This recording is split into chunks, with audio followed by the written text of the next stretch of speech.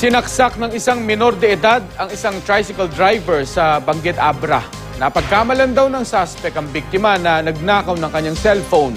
Makibalita tayo kay Francis Carasi ng GMA Ilocos. Bumaon sa batok ng tricycle driver na si Marcos Bonilla ang isang kutsilyong sinaksak sa kanya ng 16 na taong gulang na lalaki sa Bangged Abra. Ayon sa pulis, napagkamalan ng menor de edad na suspect ang biktima na kumuha sa nawawalan niyang cellphone. Muntang Marco dinanog na lang, ganak tilikodak ka.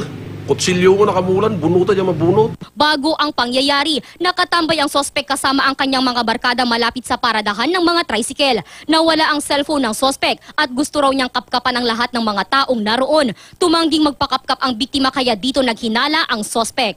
In request to ubing nga kapkapan dama amin ni Suna kat dito biktima kat na nagpakapkap.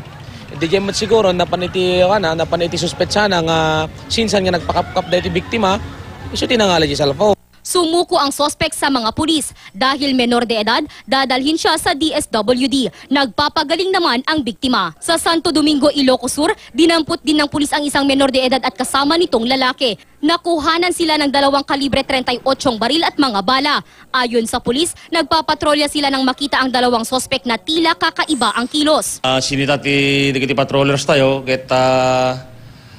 idi mapasungadan da dagiti tropa tayo imbeleng da dagiti gamit da so nga chinek iti tropa kita dagiti meten ti natakwatan dang nga impurwada.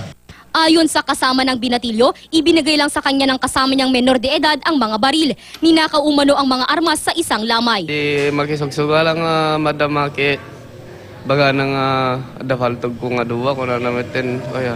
Depensa naman ng menor de edad, binili niya ang mga baril. Self-defense mo lang hanapan dinatayan. Napag-alamang ito na pala ang pangatlong pagkakataong naaresto ang menor de edad. Dadalhin siya sa DSWD habang makukulong naman ang kasama niya. Francis Carasi, Nagbabalita, Pilipinas.